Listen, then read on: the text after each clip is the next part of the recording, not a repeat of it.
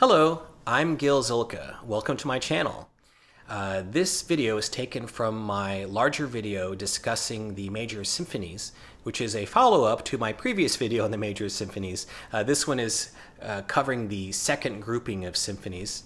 And if you enjoy this, I hope you'll take time to look at that larger video. Just know that you can click through it. It's divided into chapters to check out whichever symphony you're interested in.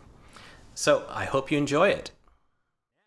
Let's move on to the great Finnish symphonist Jan Sibelius.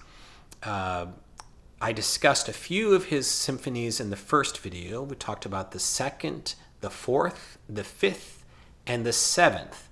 Now let's talk about the other three, starting with the very first one. And this first symphony, Sibelius kind of shows the influence of Tchaikovsky here. It's very melodic,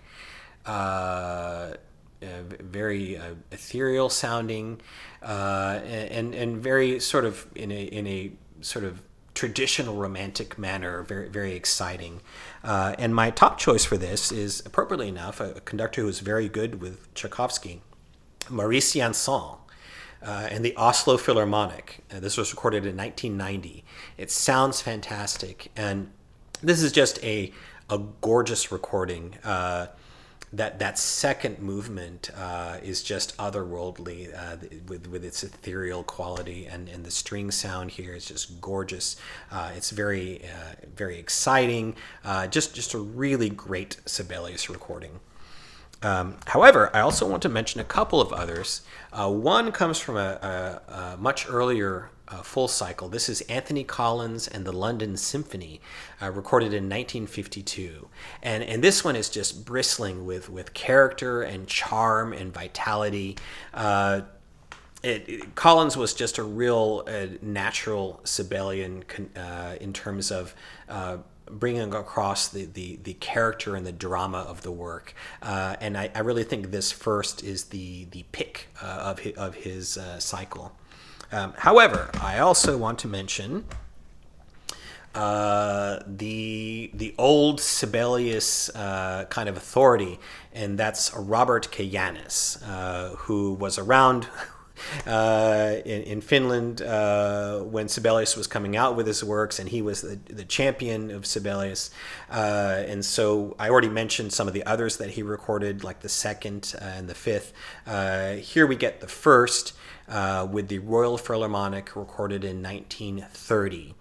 And it's very, of course, idiomatic, very exciting. It's dim sound, but it's not bad. It's a fairly good studio recording for 1930. There's this flow to it where it just sounds natural and inevitable, and you really get the proverbial feeling of authority that Kajanus had with this music. So that is the first. Now let's talk about the third and the sixth. I'm going to talk about a recording that combines both of these together. These are maybe not quite as popular as the others, but they're very good. The third, maybe it's because it's not as quite as epic, or it doesn't have like this kind of hook to it. It's more compact, but it's a very charming, inventive work. The second movement is really beautiful. And for this one and the sixth, I recommend Vladimir Ashkenazy. This is from his complete cycle with the Philharmonia. Conveniently, you can get both of these on this single disc, or you can get the full cycle if you want. Recorded in the mid-'80s. Very good sounding recording, very beautifully played. And in the third, they're just very lush and beautiful. Everything is well judged. The final coda in the final movement with the brass just comes out very effectively. And then the sixth. The sixth is a little bit more of a understated work. Maybe that's why it's not quite as popular. It's a little harder to understand exactly what Sibelius was saying. But it's really, once you get to know it, it's one of his more beautiful works. And again, here with Ashkenazy, you get beautiful playing, this kind of mystical sound world that is very appropriate to the sixth, this kind of understated quality and beautiful sounding. So that's my first recommendation if you're getting to know the pieces. I also want to recommend a couple of other versions. For the third, again, Robert Kajanus.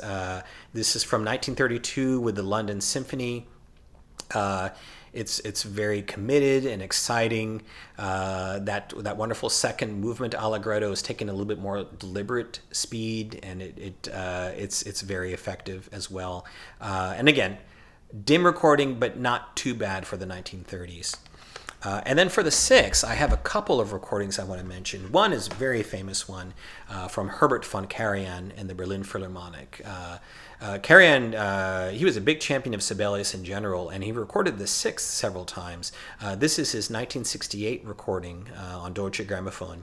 You can get it as a single disc, like it is here, with his equally good fourth, or there's the originals duo that has like the fourth through the seventh.